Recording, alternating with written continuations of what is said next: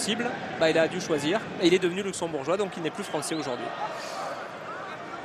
Alors que l'équipe compte 3 ou 4 belgo-luxembourgeois. Bon, sachez, si ça vous intéresse, que désormais, il est possible d'être à la fois français et luxembourgeois. C'est récent, ça vient de sortir. Waro, pas de faute sur l'attaquant du Paris Saint-Germain. Ils sont agressifs. Hein. Ouais.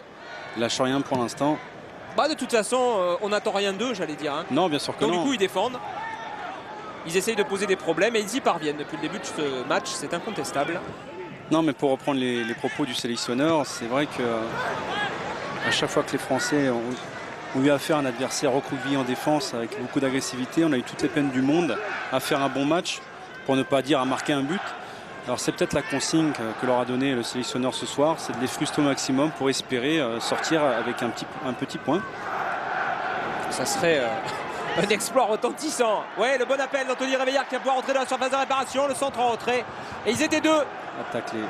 Ils étaient deux à tacler, en effet. Elle est pleine de solidarité, hein, cette équipe du Grand-Duché. Et là, encore une fois, une belle montée là, de Réveillard dans le timing, très belle passe en profondeur.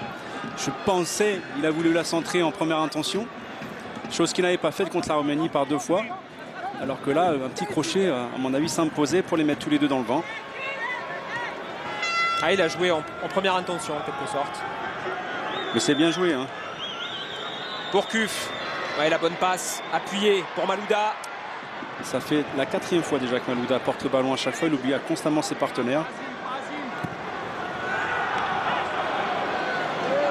Ah, il est un petit peu, je dirais pas sous le feu des critiques, Malouda, ces derniers temps, mais on va dire qu'il est légèrement contesté pour sa façon de gérer ces matchs. Disons qu'après la catastrophe sud-africaine, la reconstruction était le mot d'ordre. Et Malouda, par rapport à la saison qu'il avait faite avec Chelsea, les débuts de saison également, tonitruant qu'il fait avec Chelsea, il apparaissait comme l'un des éléments clés sur lesquels le roman pouvait